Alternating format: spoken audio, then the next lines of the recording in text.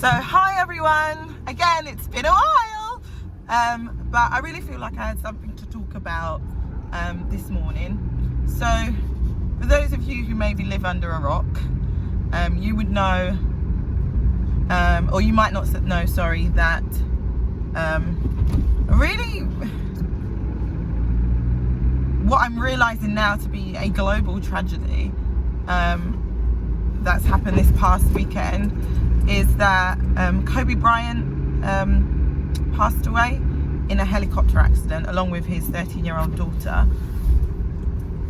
And it affected me more than I thought it would. I don't know him. I don't particularly pay attention to basketball.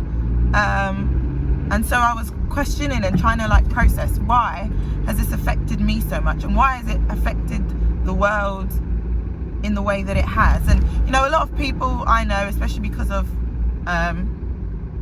the area that I live in, I suppose, and the environment that I'm in, a lot of people don't know who Kobe is, never heard of him until this past weekend. But from where I've grown up and the environment I was surrounded with growing up, a lot of people have been affected by Kobe's death. And so, I was processing why has this affected me? Why has this affected the world? And there's two words that I came up with that I feel like really sort of explain why that is. And there's many more, but the two main words are reputation and representation. So let me start by talking about representation. I'm a black Caribbean woman, and like I said, I don't know much about sports, but from TV, from social media, but mostly TV growing up as a child, I knew about these amazing sportsmen and women, and I knew about them because they looked like me.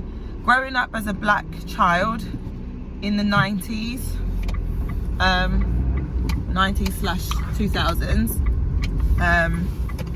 there weren't many people who were successful. There weren't many people who were superstars that were black, that were African American. Well, there definitely weren't any that I knew about that were British, or weren't many. And like I said in previous videos, I was born in Trinidad and raised in the UK. But yeah, there weren't many people around that looked like us. And so we knew the ones that did. And he was one of them. And so for a lot of black boys, / young men now, and for a lot of even females as well, we look up to Kobe and we see Kobe Bryant as someone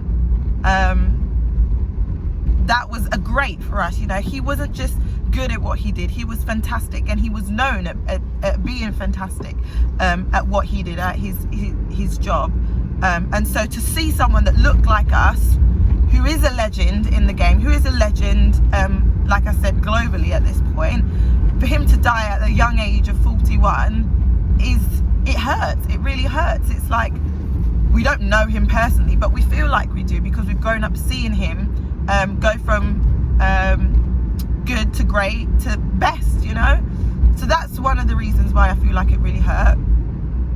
And then the other reason is reputation. Again, in black, especially in Western, I suppose, American culture, black men in years gone by have not had a great reputation.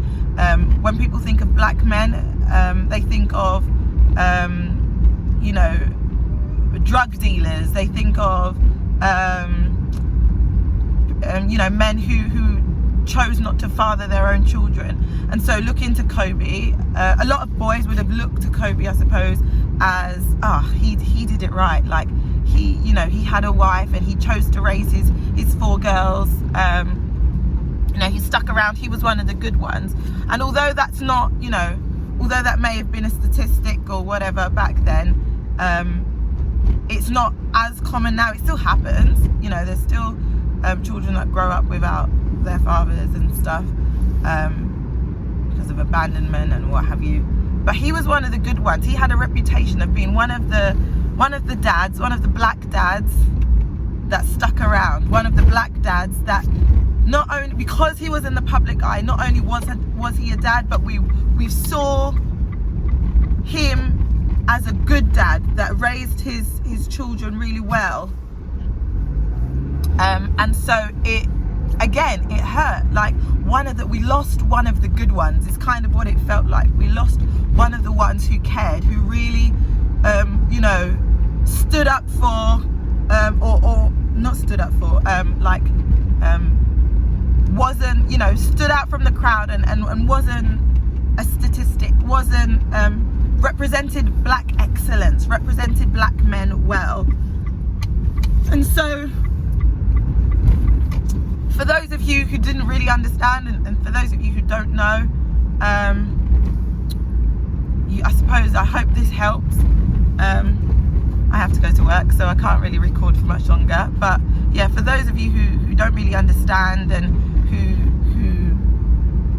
don't really get it, and like, I've only sort of scratched the surface. I feel like this is a really, maybe would have been better. Or maybe it would have been good to have someone to bounce back with in this sort of conversation. But yeah, it's on top of the fact that, it was a life. Any life lost is a tragedy. But he meant something to a lot of people.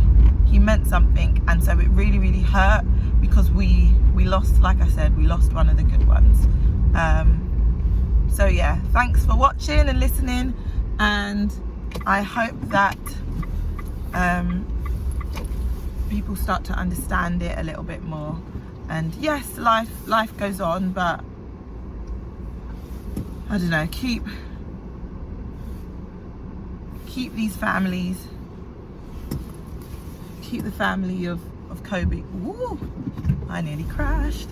Keep the family of Kobe and of the others who lost loved ones in this helicopter crash. Keep them in your prayers, keep them in your thoughts, and also love on your family. Like, I know he didn't anticipate, none of them anticipated, that they would, that this would happen. And so love your family while you can, Okay, thanks for watching, and I'll see you in the next video. When that might be, I don't know, but I'll see you in the next video. Thanks, bye.